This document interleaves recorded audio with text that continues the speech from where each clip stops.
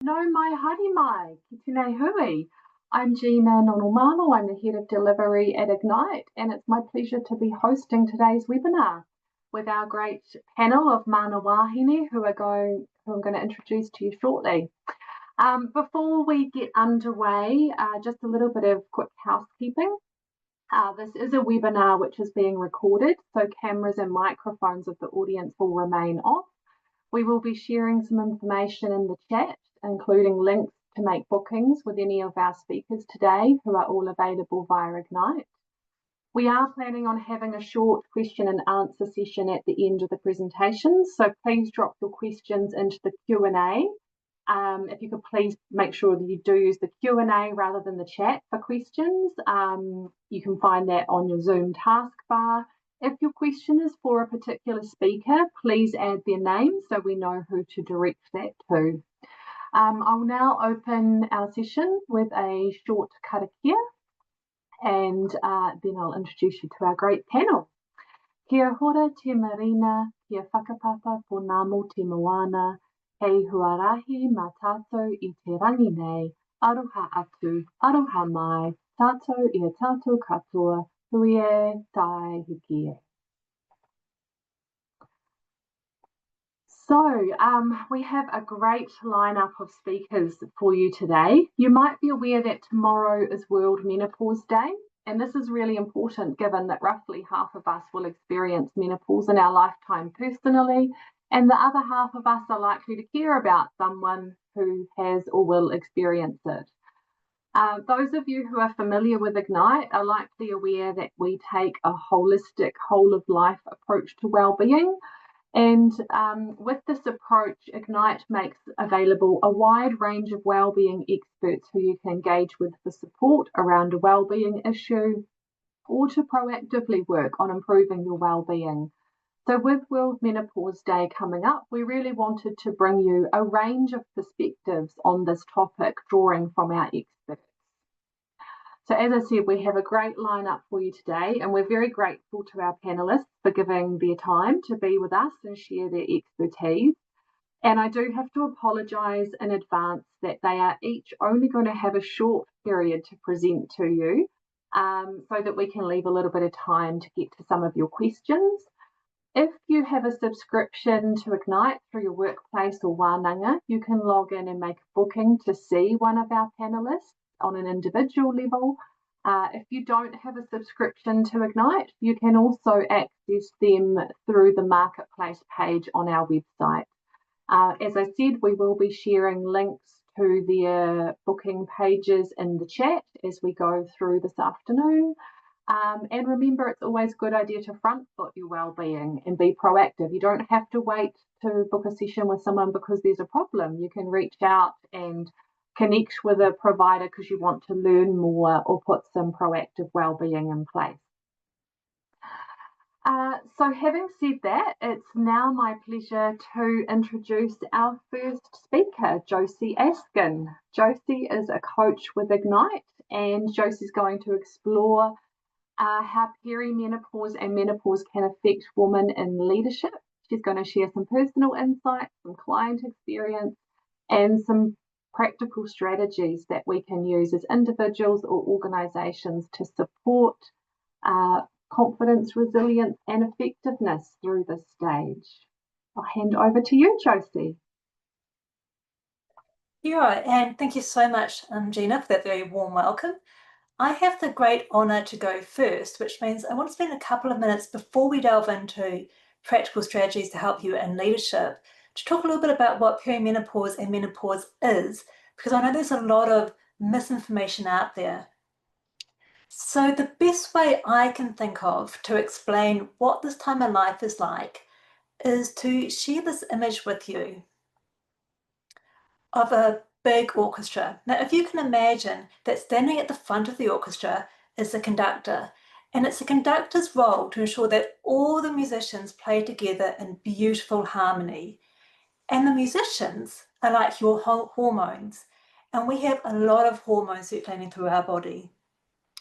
Now, if you imagine that the conductor is like your hypothalamus in your brain that's responsible for regulating all the different hormones in your body. So keep this image of the orchestra in your mind as we move through to the next slide.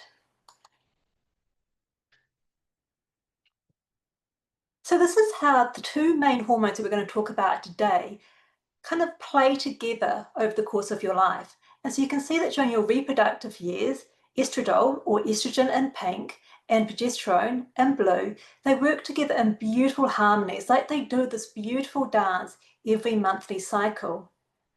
Now, if you imagine when you hit perimenopause, it's a little bit like that conductor that you saw at the front of the orchestra. It's like they go on sabbatical, and suddenly it's like the wild, wild west out there, and your hormones just kind of play whenever they want to play. I like to think of the hormones a little bit like brooding musicians with an ego. They all want to be heard. And that's why it's during perimenopause you can have the highest highs of your hormones, but also the lowest lows. It's a little bit like that turbulent time when you're a teenager, when your hormones are going all over the show.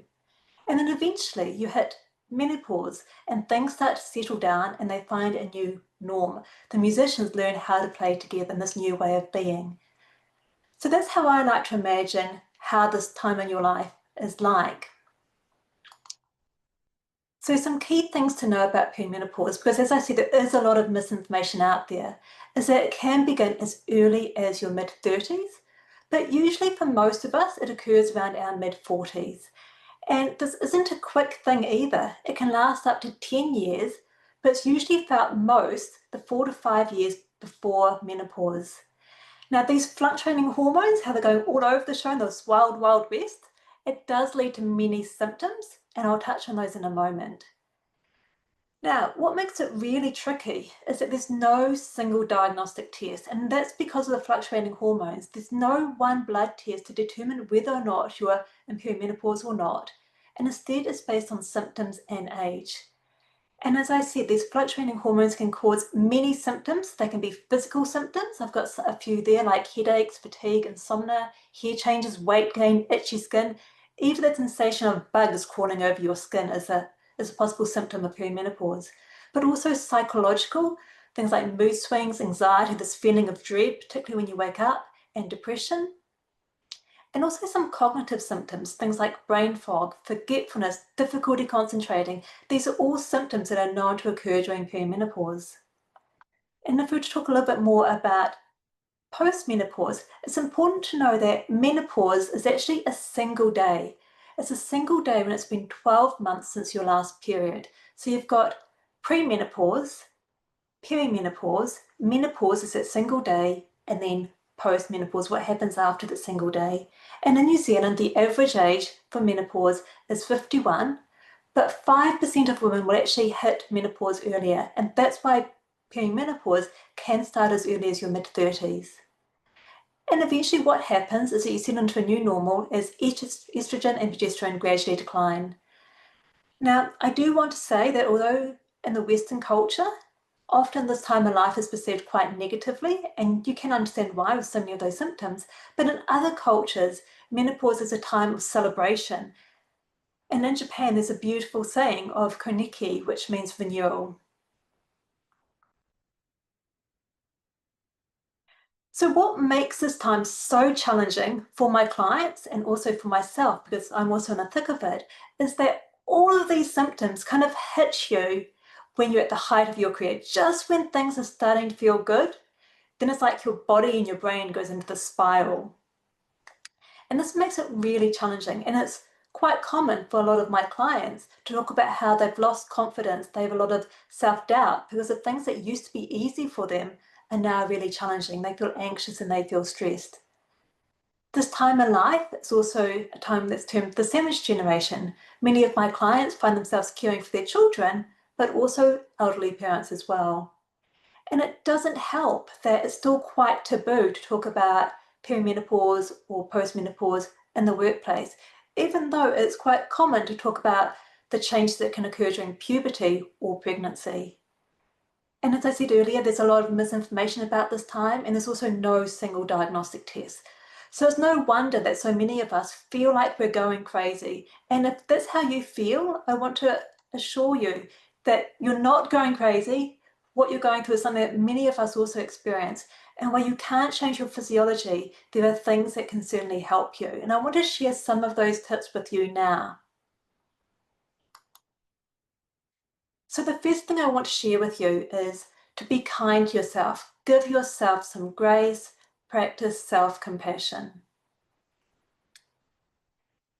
And I deliberately paused there just to allow that to sink in, because I know this first one about practicing self-compassion is the thing that my clients find the absolute hardest, because so many of us consider self-compassion as a weakness or softness or fluffy.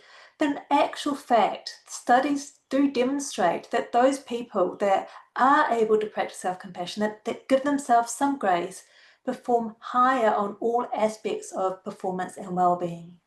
So self-compassion is actually the fuel for high performance. And similarly, to prioritize your own care. Looking after yourself is actually a selfless act. When you take care of yourself, you can better serve other people. So to quote airline crew all over the world, fit your mask before helping other people. When you take care of yourself, you can take better care of others. I encourage you also to speak up and share about what's going on. And again, I know during this time in our life, often we're the people that people rely on, but people can't help you if you don't share. And it's not being a burden to ask for help. If you think about how you feel when people share something with you and ask you for help, it's actually a gift. And so I'd encourage you to share that same gift with other people. I also encourage you to shape your workplace to suit you. There are lots of small things that you can do to help yourself during this time. Even the smallest adjustments like having a fan or talking to your employer about flexible working conditions and working from home can help. And to also guard your time and energy. Something I always encourage my clients to think of is that every yes comes with a no. So be mindful about what you commit yourself to. Make technology work for you. You can use technology to help with brain fog, with notifications. You can use technology to help you boost your rest and relaxation, things like your do not disturb mode on your smartphone. And you can use your smartphone to help exercise your brain and body. But most importantly of all, you do not need to go at it alone. There's plenty of support out there, and being here today is a great first step. There's a range of panelists here ready to help you. And from my end, I've got a number of blogs that I've written in direct response to things that clients have asked for help with.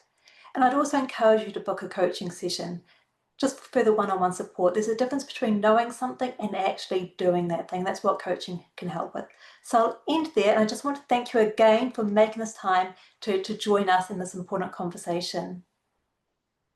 That's awesome. Thank you so much, Josie. Some great tips there. And yeah, a lot of things for us all to take on board. So appreciate that. We are now going to hand over to Kylie Ryan. So Kylie is a social worker by background. She has a great deal of expertise in mental health and well-being. And Kylie's going to explore how the hormonal and lifestyle changes of perimenopause and menopause can impact our mental health, talking about some common experiences, what causes them, and ways that we can flourish during this stage. Over to you, Kylie. Thanks so much, Gina. Welcome, everyone, to a Friday at lunchtime. Well done for getting on your computer. You've just missed a hilarious moment in the background of my partner crawling behind me to get his bag that he left in here just before I came on screen. So sorry you missed that one. So yeah, my background, social worker, mainly in mental health and sexuality. So I've worked across the field in women's health for a long time. I'm 46 years old myself, and given my background in health and public health, you would have thought I would be a bit more prepared for perimenopause, which I absolutely was not. And the impact on mental health is quite significant and often not known and a little bit misunderstood about it. So I'm going to look at what I mean by mental health, because we get confused by that term sometimes. Mental health is what we all have. Okay, so like we have physical health, we have mental health. And I love this little continuum because it shows we move up and down this look all the time. So I can move up and down this about 3 times in a day on a bad day. But mental health is something we all have. Mental distress is something we all experience. Okay, so everyone's going up and down this continuum, and probably a higher amount of people than you think. So some of the recent wellbeing studies in New Zealand across our population showed that about half our population at any time report being in mental distress. Okay, now mental illness is different. It is a clinical diagnosis and it meets a specific criteria. Now, of a full population, about 1 in 4 of us will experience mental illness across our lifetime. Okay, now what that means is we are probably more likely, if we experience mental illness, to move up and down the mental health continuum than someone who doesn't experience mental illness. Now, why is this important for perimenopause? And why are we so impacted from a mental health perspective once we go through this stage? So there's some major changes, as Josie just alluded to, that happen to our nervous systems and our brains during this time. And pretty much I saw it mentioned as, I think it was cougar puberty the other day, which a lot of people didn't find funny. My sense of humor found it quite funny, because we're literally doing the opposite of puberty. Okay, but it's interesting to think of because there are kind of 3 times across a woman's life where we're more likely to experience both mental distress and mental illness, and that is puberty, postnatally, and during perimenopause. Okay, so there is a clear correlation between when we're experiencing hormonal changes and how that impacts our mental health. And to give you an idea of how that works, if we just look at estrogen alone, estrogen feeds 400 receptors throughout our body. Okay, so and I loved Josie's kind of chart that showed the fluctuations in that. When we reach perimenopause, we don't know when our estrogen's going up and down as much as we did before. Therefore, our mental health can be impacted significantly and quickly without us necessarily correlating those 2 things. Okay, now, one of those big receptors that is impacted is our central nervous system. Now, that central nervous system is what regulates our fight-flight, our mood, our ability to handle stress. So what we do know is over this time, we are a lot less able to manage the stress that we previously might have been able to manage.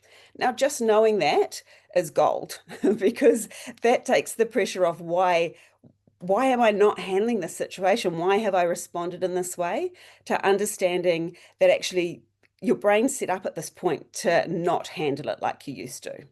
Okay, so it's a time in which we can kind of regroup, rewire, reassess how we're managing our mental health and building ways to do that for this kind of next stage of what we're experiencing. So what is useful to us to consider when we are looking at mental health and how we stay up the good mental health side of that continuum more often than not? And look, personal experience wise, it's been really interesting. So I have now, if I reflect back, probably the last 3 years, but I have only really known that I was in perimenopause for the last maybe 18 months. And the knowledge came to me not because of any of the knowledge I held. So I was having kind of really heavy mid-cycle bleeding, like for a day. It was the weirdest thing. So of course, obviously thought I was dying of cancer, because that's the first place my brain went. Ignored it for a little while, thought I'd better go to my GP and get this checked out like a responsible adult that I am. And I was then referred through to the specialist team at the hospital and saw an absolutely fantastic gynecologist. Now, they obviously did a whole lot of testing to check there wasn't anything else going on, and then went through a range of symptoms that I was experiencing. And it was perimenopause. Okay, so then I was given all these options that I could look at, and it was particularly around the bleeding, not everything else that was happening for me.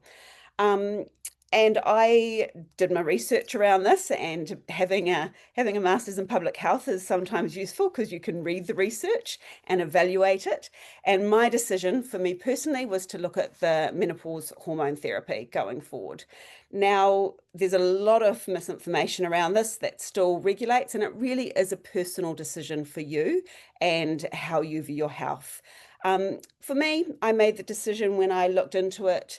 I weighed up the risk and my own personal health kind of background and decided that, yes, I would give this a go. Now, what I didn't expect was to have a huge change in my mental distress states. And I don't even really know if I had linked the two at that point. So I'd started having palpitations. My partner and my kids were really getting on my nerves, and I'd get quite agitated and rage really quickly, which was really unlike me. I had a couple of panic attacks, which I'd never had in my lifetime before. And, you know, being a mental health professional, probably should have picked those up a little bit better, but so much easier to work with other people when it's not happening to you. And when I was blessed with kind of all this information all of a sudden, I was able to start managing that. And the hormone therapy has definitely helped. How do I know this? Because pretty much when it's patch changing day, my children and partner go, hey, Mum, is it patch changing day? Because they are noticing a change in my mood and things around that time. Okay, so for me, that's been a really useful tool, and I notice a massive difference. The other thing for me has been that open communication with my family. Okay, so my kids know, my partner knows, my workmates know, and I spend quite a bit of time kind of mapping how I feel during the month. And if I know that I'm feeling low during a day, making sure I'm putting in some of those self-care things that you can see on the left. And the kind of the lower I feel, or the more anxious I'm feeling, or the more agitated I'm feeling, the more of those I focus on. And I think the following speakers are going to give you a lot of information, but for me, the main ones are my sleep, my nutrition, and reducing my stress levels, and really making sure I do that.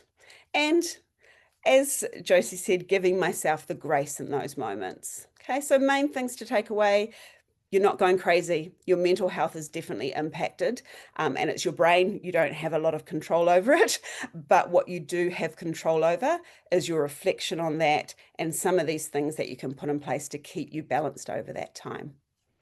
Hope that was helpful. Thanks, Gina. Awesome. Thank you so much, Kylie. I'm going to steal your word and say there was a lot of gold in that. Thank you so much. I really appreciated hearing some of your personal experiences too, because I think, you know, we can all, well, I know I can relate to some of those. Thank you so much, Kylie. And it's my pleasure now to hand over to Helen Gibbs. So Helen is a dietitian, and Helen is, I'm sure, also going to share some gold with us. Helen's going to cover some of the fundamentals of nutrition during menopause, and offer us some practical guidance and insights around HRT, which will be very well received. Thank you, Helen. Audio's off, audio's on. Kia ora everyone, I'm Helen Gibbs. I'm a New Zealand registered dietitian. If you decide to book with me, it's probably going to be remote because being down in Ōtepoti, Dunedin, there's not that many people on local to me. And I declare my menopausal wise woman status, which I finally gained in 2023, and I love it. Biggest challenge, of course, is getting there was a little bit, to put it delicately, bumpy. So going to just cover some really simple stuff. Now, I could talk for the whole hour and still not give you as much information, so I'm just going to cover some really basic stuff. So, nutrition and menopause, well, why does it matter? So when estrogen falls, the big thing that most women notice is that they gain visceral fat. This is what that kind of weird looking picture is, the idea that visceral fat is in around our middles and it gains, and we gain that. There's also an increasing rate of muscle loss and the hidden impact of a loss of bone mass. These changes all raise the chance of heart disease, type 2 diabetes, and osteoporosis over time.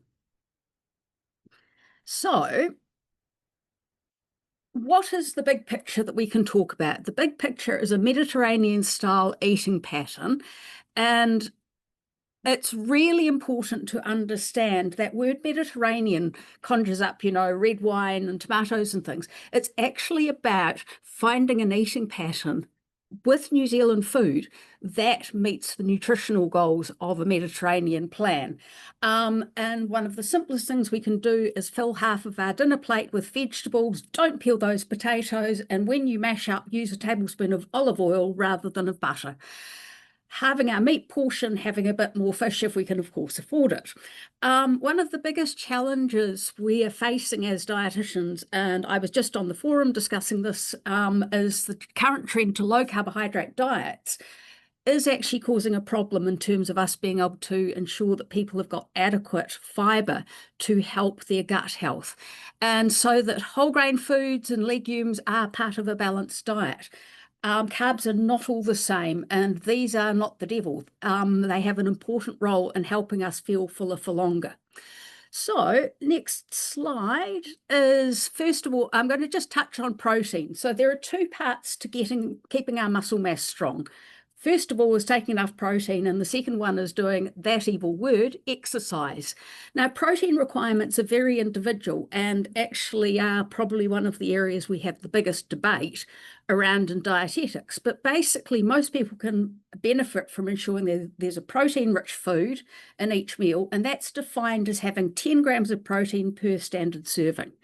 A half tin of chili beans will give you 12 grams. If you eat half a can, then having a small amount of cheese would actually get you up there.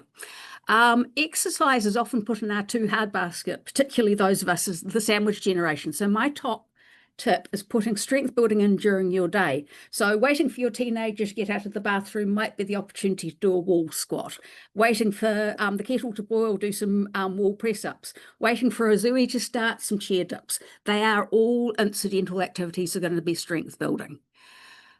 The next thing I'm going to talk about is the vitamin and mineral basics. So in perimenopause, particularly because many of us have the unpleasant experience of menstrual flooding, we need to keep on top of the iron and get your numbers when the doctor checks. Do not accept it's fine. Ferritin has a range of 20 to about 350. Most women I have ever met feel rough if their ferritin is under 50.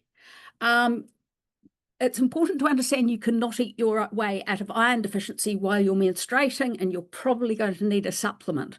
And that supplement should probably have around 100 milligrams of iron. Unfortunately, we all know just how constipating and binding it is. So there is some really useful advice relatively recently about how to take it to reduce that. Sometimes with the diet, we can get some B12, but we might not be absorbing it. And there's a whole lot of drugs that prevent that absorption, but also sometimes we just happen to have, as I describe it, dodgy genes. It's probably the most common test I'm requesting. And again, there is a normal range and then there is an optimal range. But I really ask, don't take it without actually getting tested, because actually taking vitamin B12 can sometimes mask other problems. Now, I wish I could tell you that eating enough greens, nuts and whole grains, fish bones will meet your calcium needs. It doesn't actually happen. So if you're choosing to avoid dairy, it's really important to think about calcium fortified not plant milks, and also thinking about perhaps using tofu that has been calcium set. On top of that, supplementation may be appropriate. Now, there is actually a really important thing to remember here is if we have any history of eating disorders, particularly if they haven't been recognised, actually getting that calcium right at this point is one of the best things we can do. Last but not least, vitamin D. Now, I live in the deep south, and basically pretty much everyone should be on vitamin D. That's an opinion rather than necessarily evidence, but it's the thing I prescribe as a dietitian prescriber the most. So fiber. Fiber helps balance the level of hormones in our body. And I'm not going to go into any details, but basically with a low fiber diet, you are going to have much more erratic hormones. High fiber diet helps deal with the impact of reducing estrogen on gut function. Put it this way, first sign I was thinking, yep, we're definitely heading somewhere, is I got constipated. And it really is important to then attend to the fibre, ideally before that happens. Fibre also increases the amount of natural GLP-1 that our gut produces, and a healthy gut microbiome is the best gift you can have. Now, I've got a 1-minute warning. So phytoestrogens, there's a lot of misinformation. If you want to find out more, speak to a dietitian, but be cautious about over-the-counter menopause supplements. Food is great, supplements, not as much evidence.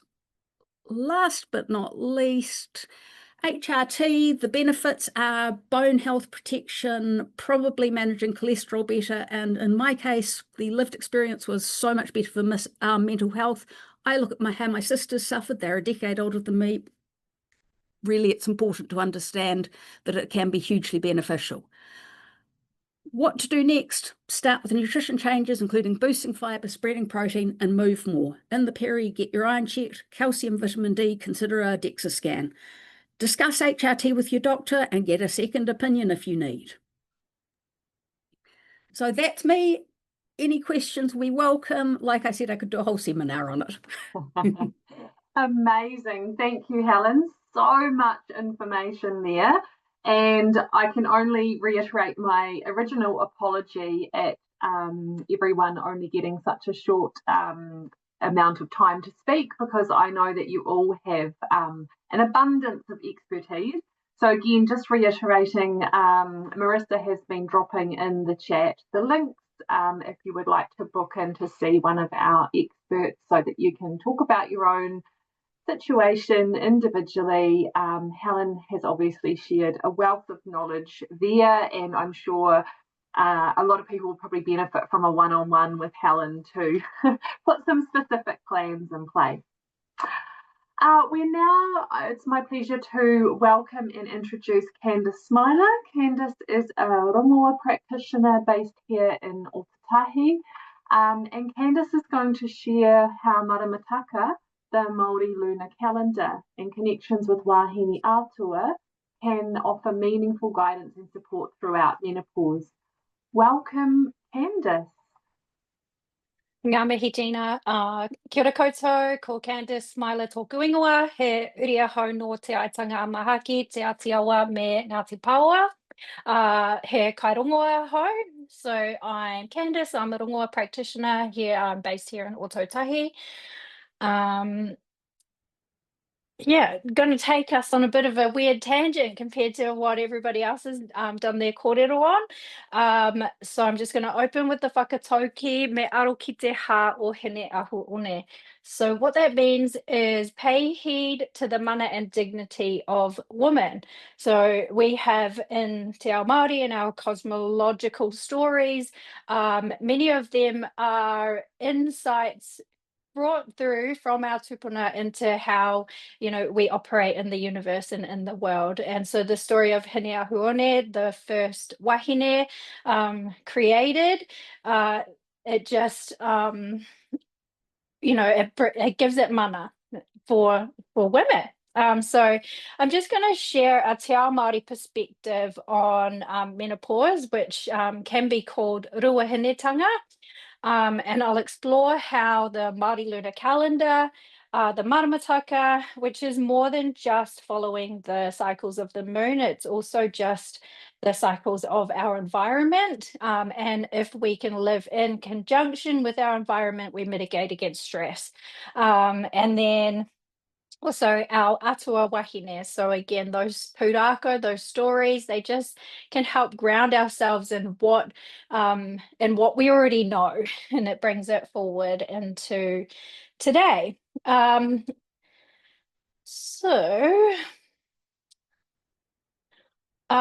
It's just really important to note that this stage in life, ruahinetanga, is really underrepresented in research, particularly for Wāhine Māori. So in the past, we've seen this natural stage as being a transition from, a role into a role of wisdom and guidance. There is definitely a lack of research. One of the first ones to take place was the Wāhine study in 2002. Which was exploring Māori perspectives on women's health. And then came later Ngā Huia Murphy. She did Awa o Te Atua, which really went into those stories, and in particular the rituals. Due to colonization, many of the roles that our women played within Māori society was lost because the ethnographers only really spoke to the men. And so a lot of our information has been, it didn't make it.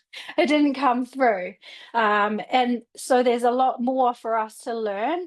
More recently, there's been a 2021 meta-ethnography study, which was about menopause as well. Yes, so today there's just a real lack of research for that experience. But what I do know is that when I work with anybody, Māori, non-Māori, that this approach can have profound effects, because it places us within our environment, not just our own whare or where we work, but also, where you are in the world. And and I'm a little bit nervous. Okay. So, like I said, most other speakers have covered the clinical side of menopause. So I want to focus on what ruahinetanga means through a Māori lens. So in Te Ao Māori, we see ruahinetanga not as an ending, but as a doorway. It's a threshold where we move from reproductive cycles into cycles of wisdom and wairua. So the story of Hine Nui Te Pō, she teaches us that every ending opens to renewal, while Hina Marama, the moon, reminds us that life continues in rhythms even when our bodies no longer bleed. So post-menopause becomes a time of clarity, mana, and leadership.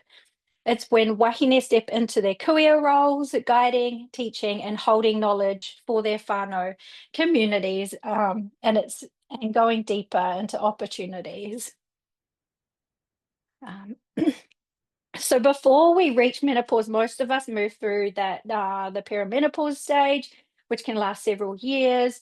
And it's when cycles are unpredictable and symptoms come and go. So one way to navigate that is by connecting to the external maramataka. So that is the moon phases, the tides, and the seasons, and then placing ourselves within that cycle and knowing our internal maramataka, our own cycle symptoms and energy. So what I tend to try to help my clients do is we will track your moods, we'll track your cycle, but we'll also look at what was happening in terms of energy that day. The belief is that when the moon is full, we have more energy. We've got, it's peak energy, but that doesn't mean sometimes you can still be peak energy in the environment and be manic, but doing it very quickly. So it doesn't necessarily mean that you're able to manage that high energy. Sometimes the high energy might also not be the right time for that. So it's also when the energy drops, like say, for example, our fetal moon, and then if you're feeling low during fetal, then you might give yourself a break. And you might give yourself, I think I've heard it multiple times from our speakers already, that self-love, that letting yourself not be okay, so it's giving you another layer of why that might be happening. It might, it's not an excuse to just be lazy, but it does give you a reason, not just outside of yourself and also internally, as to why it might be really stressful and why it might be really hard to move through this. And maybe you need to just sit down.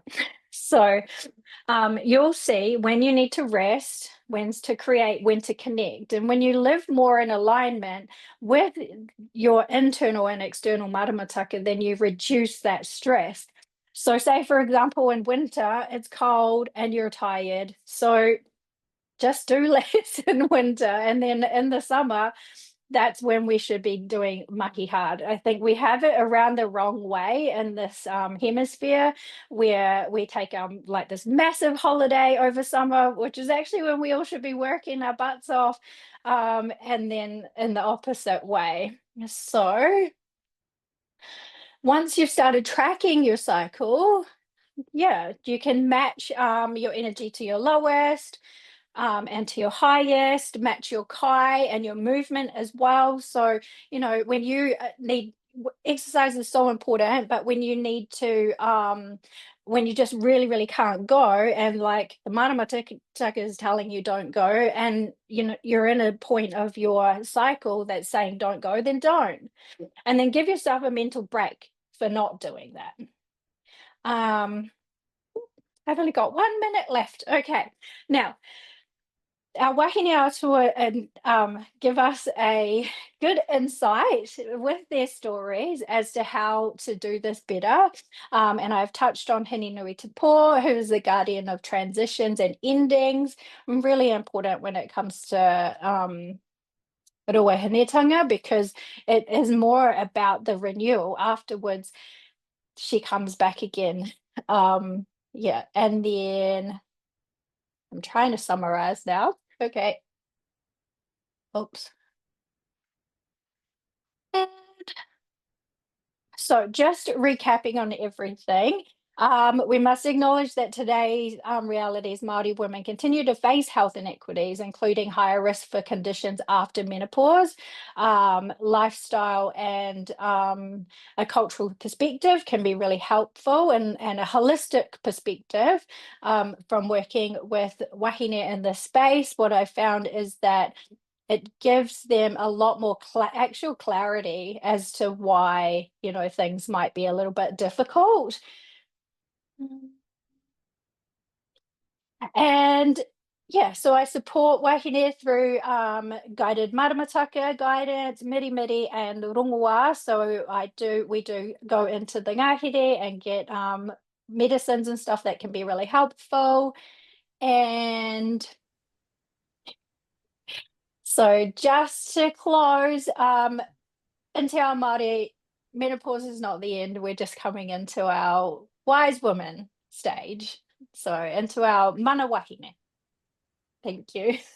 Love it. Thank you so much, Kandace. Yeah, we could have a separate webinar from each of our panelists today, because you've all got some fabulous information to share. And I absolutely love what you said about this is a natural stage of life, not a medical problem. And I think, yeah, there's lots of things that you talked about. I could see we're resonating with the people online with us because of all the hearts that have been pinging off in the emotions. In the, whatever you call those, I forgot what you call those things, in the reactions. So fabulous. Lots of things that people may be interested in connecting with Kandace to explore more, because some real great wisdom in there. And now, my pleasure to hand over to our last panelist, who's going to join us this afternoon, Helen Duyvestyn. Helen is a registered nurse. Helen brings a great combination of mental health experience and expertise in the mind-body connection. So it's great to have you with us today, Helen. And Helen's going to explain how perimenopause affects both body and mind, and shares some really compassionate and practical lifestyle tips that we can use to help ease symptoms and support a smoother transition. So over to you, Helen. Kia ora, Gina. Thank you very much. So I'm Helen, I'm a registered nurse. I'm also a health improvement practitioner. And this photo is of me pre-perimenopause, and you can see here I'm juggling many balls in the air, and you're really coping with a lot in life, and this picture here is what I felt like when I was going through my perimenopausal transition. I am now 56, so I'm well and truly post-menopause. And so I've had quite an experience of it. But these are some of the things that I experienced in my transition. So, weird aches and pains in my body. I noticed I couldn't tolerate alcohol anymore. I hear this a lot from people. I became more anxious than I ever was in my life before. Inability to multitask, that, wonderful ability to be able to do many things at once just completely went from my brain. My mood, changed a lot more than what I was used to it doing. So just loads of things happened. And I was, so once again, we mentioned about being health professionals, and I didn't notice it was happening to me. And it wasn't until I got really burnt out at work, and I ended up actually going to see a psychiatrist, and he suggested to me that perhaps maybe I was going through perimenopause, and I felt quite shocked that I hadn't actually realized this myself. So I really want to highlight to you, and we've talked already about what actually is going on in this time in our life, but this is just this amazing photo, a picture of what is actually happening when we go through menopause, or perimenopause. And this is actually what's happening in our brain. So our brains are affected by these changes in our hormones. So as you've heard, it's not just about estrogen and progesterone. It's impacting our brain and our body. So you can see here all the different parts of the brain that are affected. Emotions, regulation of temperature, most of us will know that. Changes in our sleep, energy balance, our food intake. So there's loads of things that are really impacted in our brain. And then this wonderful picture shows the symptoms that we might experience in our body. There's some very random things in here, by the way. So there's loose, pulpy soles of feet, not firm. Don't ask me what that's about. But it just goes to show that menopause is very real, and that the symptoms that you are experiencing are very real. And I think sometimes we forget, or we're not aware, or we are really trying to push through these symptoms, and we can get quite hard on ourselves about why aren't we doing what we used to do? Why can't we multitask? Why is our sleep so bad, and why are we so cranky during the day? So we can be quite hard on ourselves when we're experiencing these symptoms. I've got this little acronym. I've suggested that we can go APE during menopause. And the A for the APE is to really accept that we're not 30 anymore, that this is a real change, significant change in our bodies and our minds. So when we can accept that, then we can really decide, well, what are we going to do? What are we going to do knowing all this, that this is a real change? So we might choose that we're going to pivot. What changes do we want to make in our life to ensure that we can go through this transition a bit more smoothly? And the E is to explore what options are available to you. You might want to eliminate things that no longer serve you, and embrace. I'm going to talk about these 3 E's. So the exploration, Helen, the dietitian, has really mentioned about talking to your GP and getting some blood tests. I'm very, very strong about women going to get blood tests around this time, because this is often the time that our ferritin, our iron levels drop. Our B12 levels might be dropping, and we present with symptoms like fatigue, poor concentration. So these are so important to go and get checked. And as Helen mentioned, get the numbers. Don't just say, the GP says, oh, everything's fine. Within the reference range isn't necessarily what is best for you. So you really want to look at the numbers. And that's something I do a lot with people. I walk them through their blood test results. This is what this, is like. This is what it could be. This is how it could be better. You might want to explore HRT. This has been discussed. You might want to explore other supplementation. And for things like exercise, you might actually want to get a personal trainer, because the exercise that you used to do isn't really serving you anymore. eliminate what no longer serves you. And this can be all sorts of things, from alcohol, a job, hopefully not a relationship, but social media. You know, there are things that we get in this time in our life and we think, actually, these things no longer serve me. Social media is something I'm less and less on nowadays, because I realize that actually it's not something that gives me joy a lot of the time. Puppy videos, yes, but a lot of the other stuff, no. So, you know, the real good choices that you might make to eliminate what no longer serves you, and then embrace what does serve you. And these can be the most basic things: sleep, movement, nutrition, meditation, relaxation. And so I've sort of commandeered the old Maslow's hierarchy of needs and talked about it as being menopausal woman's hierarchy of needs, because sometimes we need to go back down to the basics. And the basics are things like, am I feeding myself well? Am I drinking enough water? Am I getting enough sleep? Because homeostasis at the moment, when we're in perimenopause, it is out of whack, and we're trying to rebuild a homeostasis for ourselves. So sometimes we need to come right back down to the bottom of Maslow's hierarchy of needs and go back down to the basics. These are the three essentials I really think of, and I think these are easy to remember, and like I think of them as three pillars. Food and nutrition, super important, and it may include supplementation, especially if your iron levels are low or your B12 levels are low. So go to your GP and get these tests done. Movement, so you may need more strength exercises and less cardio. Once again, it's great to talk to a personal trainer about this.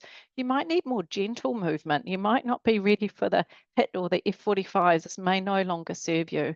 And sleep and rest. Really prioritize as much as you can. Take away the things that disturb you. Don't necessarily get rid of your partner, but you may want to sleep in a separate bed some nights so that you can get some quality sleep. You might want to remove the alcohol, the screens, and build in the things that really support sleep and relaxation. And really put boundaries around your most precious resources, which are time, energy, and sleep. Just a little hint, if exercise is getting in your way, if you're a little bit like me and not a lover of a lot of exercise, I use the 10-minute anti-procrastination rule, which is basically I say, can I possibly do this exercise for 10 minutes? And sometimes it's, can I do it for 5 minutes? Like, could I just do 5 minutes of weights? And often the answer is yes, I can fit in 5 minutes of weights. And then you do 5 minutes. Because anything, when it comes to movement, is better than nothing. So it's a lovely rule. It's something I use for myself a lot. The biggest in all of this, of course, is self-compassion.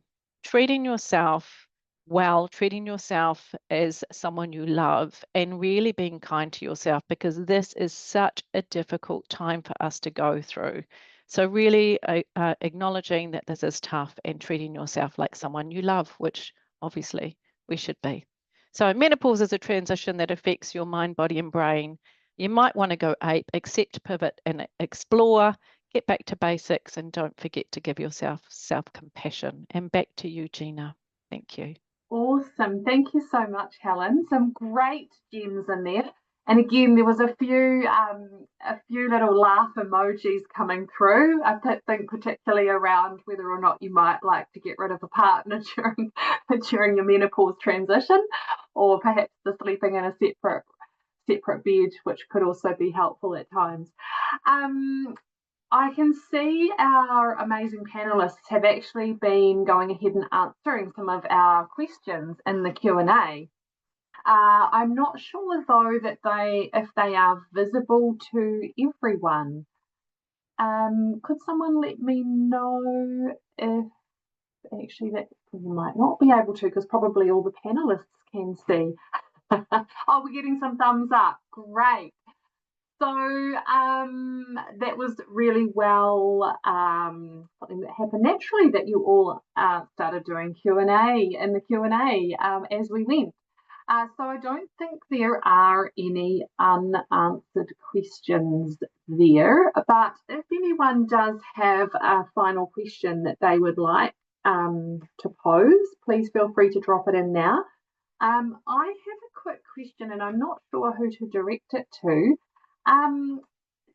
Josie, you touched on quite early around the fact that, age of onset of perimenopause, the period leading up to menopause, can be quite variable, and it's something that can go on for many years for some people.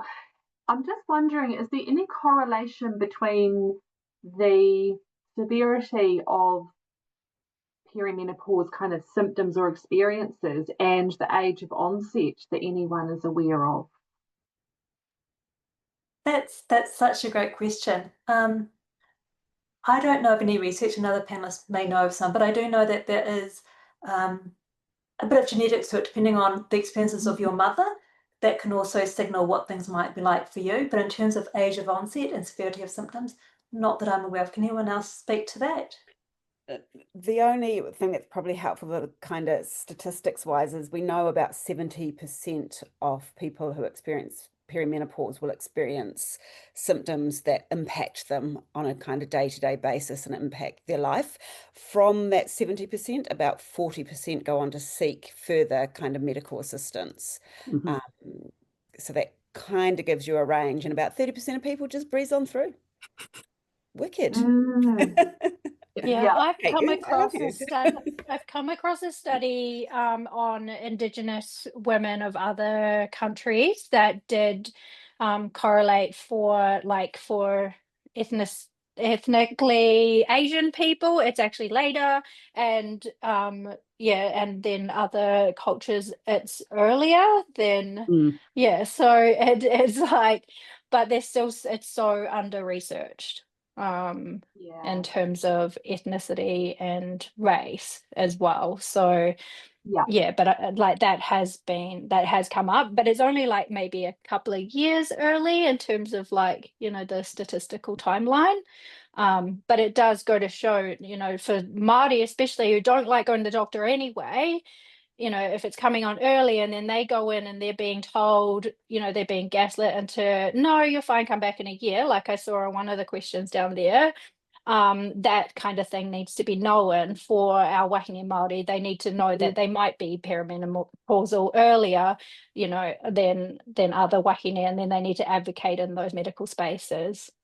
I'd just like to add one other thing. We actually sometimes find that people go from PMS to PMDD in their perimenopause, and that can be really scary and traumatic.